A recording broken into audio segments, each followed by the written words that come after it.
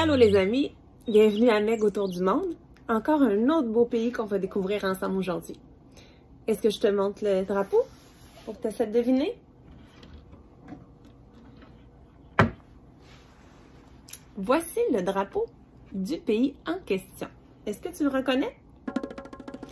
C'est le Sénégal. Donc la dernière fois, on était allé visiter la Grèce. Donc on était du côté de l'Europe, sur le bord de la Méditerranée. On traverse de l'autre côté, du côté de l'Afrique. Ce pays-là, il n'est pas très grand. Ici, le Sénégal. Donc le beau drapeau, avec une barre verte, une barre jaune et une barre rouge à la verticale. Et au centre, une belle étoile à 5 pointes verte. Le drapeau du Sénégal. Quelle langue on parle au Sénégal? On parle le français. Et oui. Donc, il y a quand même plusieurs pays d'Afrique qui parlent le français. Donc, ça en est un. Le Sénégal est francophone en majorité. Mais, il y a quand même 27 langues au total sur le territoire du Sénégal. Donc, c'est assez impressionnant, hein, la quantité. Donc, ça doit pas être évident toujours de se comprendre. Dans un petit pays comme ça, avoir 27 langues, ouf, ça doit pas être simple. Combien de gens au Sénégal? Je te le montre. 16 millions. La dernière fois qu'on était en Grèce, c'était 10 millions. Donc, ça se ressemble un petit peu. Puis la superficie aussi. Donc, on a une quantité de gens qui est similaire un peu à la Grèce. 16 millions d'habitants au Sénégal.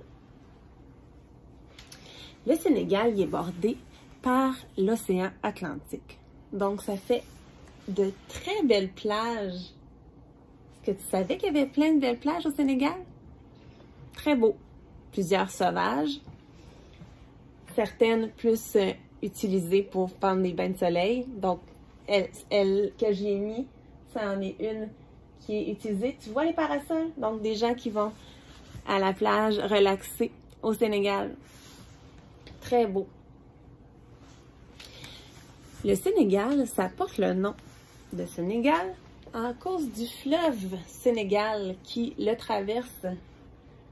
Regarde comment c'est un long fleuve. Tu vois la ligne bleue? Ici. Donc, un très grand fleuve. Regarde la photo. C'est beau, hein? Le fleuve Sénégal. Au Sénégal, il y a un climat qui est tropical. Regarde, tu vois les palmiers? C'est beau. Il y a 2 saisons dans l'année. La saison sèche, donc qui est très justement sèche et chaude. Et la saison des pluies, ou qu'on appelle aussi des fois la saison humide. Il fait pas très beau dans la saison des pluies. C'est sûr que dans un idéal, si tu veux visiter le Sénégal, je te conseillerais de choisir la saison sèche pour pouvoir profiter des belles plages et pas te faire tremper parce que pendant la saison des pluies, il pleut. Un autre élément intéressant à connaître sur le Sénégal, c'est qu'il y a beaucoup de sites archéologiques. Savais-tu ça?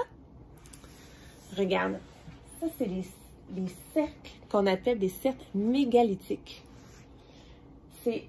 Maintenant, les archéologues pensent qu'il y aurait une fonction funéraire à ça, donc ça aurait été pour souligner la mort potentiellement de personnes importantes. Tu vois les cercles? Donc ça, c'est extrêmement vieux. Donc ça date de même avant notre ère, donc plusieurs centaines d'années. Donc tu vois comment c'est des beaux cercles précis. Il y en a beaucoup, il y a 1000 monuments sur ce site archéologique-là. Donc, et la superficie, regarde, ici la carte. Est-ce que tu vois ce qui est marqué, là, zone mégalithique? C'est très, très gros. En fait, c'est une superficie de 100 km par 350 km sur laquelle on retrouve un peu tout le long de grands cercles avec des monuments comme ça. C'est spécial, hein? Les cercles mégalithiques. Une des choses qui est très, très, très importante à savoir aussi, pour le Sénégal, c'est que le Sénégal, c'est une des eaux les plus poissonneuses au monde. Donc, la pêche est très, très, très importante dans la tradition, mais aussi dans l'économie locale au Sénégal. Il y a énormément de bateaux. Regarde les plages. À chaque jour, on peut voir des centaines de pirogues de pêcheurs qui s'en vont au loin pêcher des poissons comme ça. Regarde la photo ici. Et qui reviennent le soir avec le fruit de leur pêche avant de retourner dans leur famille. D'ailleurs, dans leur famille, ils vont manger leur repas familial. Il y a un terme qui est très spécifique à la culture sénégalaise. Tu le vois? Je l'ai écrit ici. Teranga. Est-ce que tu sais ce que ça veut dire, teranga?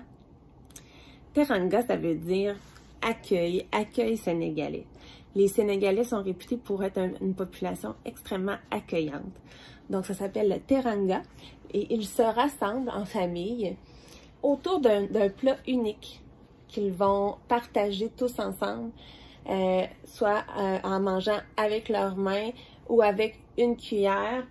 Et c'est ça, tous autour, des fois d'une petite table ou directement par terre. Donc, c'est des beaux repas en famille qu'ils partagent là, à chaque jour, de cette manière-là.